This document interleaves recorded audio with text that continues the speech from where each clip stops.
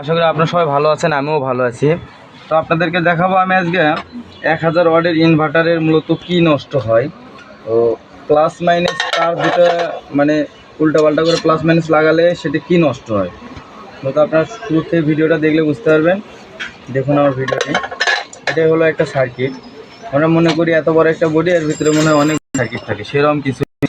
এই যে একটা সার্কিট, এটা মূলত 1000 ওয়াট, কিন্তু এমনিতে 1000 ওয়াট লোড নেয় না।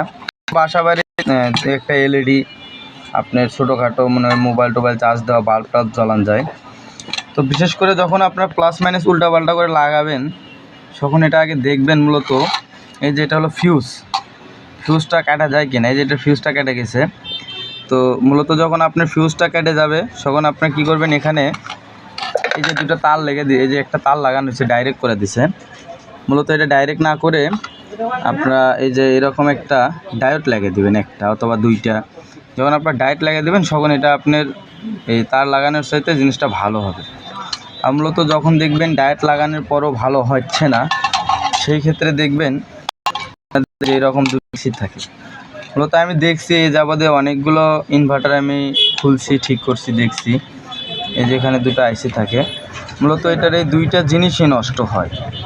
এই যে আইসি দুটো আপনারা মাপা দেখবেন, ডায়েট লাগানোর পরে যদি না হয় তো আপনার এই আইসি দুটোয় যায়। তো আমি আইসি দুটো মাপা দেখছি, আইসি দুটো গেছে। তো আশা করি আপনারা বুঝতে পারছেন। তো এই হলো ইনভার্টার 1000 ওয়াট, 500 ওয়াট, সবগুলোই একই রকমেরই হয়ে থাকে। সার্কিটটা বেশি বড় নয়, ছোটোই। তো আমার ভিডিওটা দেখলে আপনারা বুঝতে পারবেন।